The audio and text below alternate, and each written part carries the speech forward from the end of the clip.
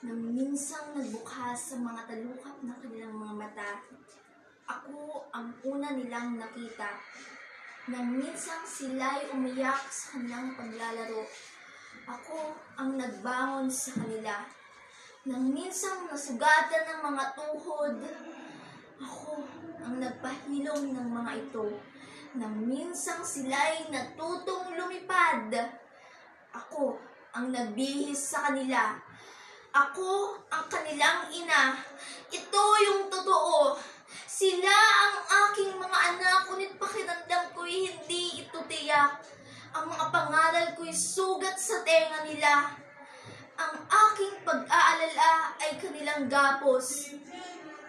Minsan, aking hiniling na dapat sila hindi na lamang tumanda.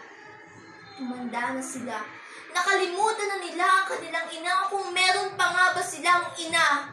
Natuto na silang lumaban sa mundo. Kinalimutan nila ako.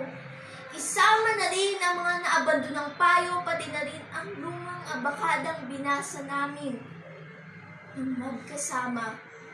Ang lumang kaset na pinatugtog, kasabay inawit sa kanilang paghimbing. Tumanda na sila.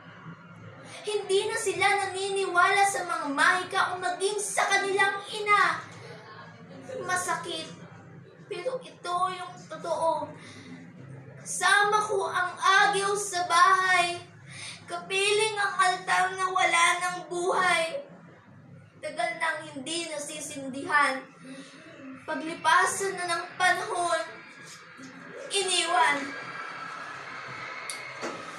Ang bahay na ito ay mananatiling bahay, malayo sa tinawag nilang tahanan. Puno na ito ng lumpay, hindi nitululan ang salitang kasiyahan. Ako ang una nilang nakita. Ako ang una nilang nilapitan.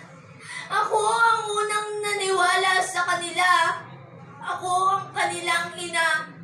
Pero, hindi nila ako nakita. Wala raw akong ginawa.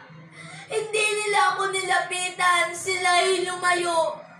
Hindi nila ako pinaniwalaan. Sinungaling daw ako. Hindi nila ako ina. Hindi raw ako nagpakaina. Hindi raw ako tahanan. Bahay lamang ako. Bahay lamang ako, isinulat ni AMC.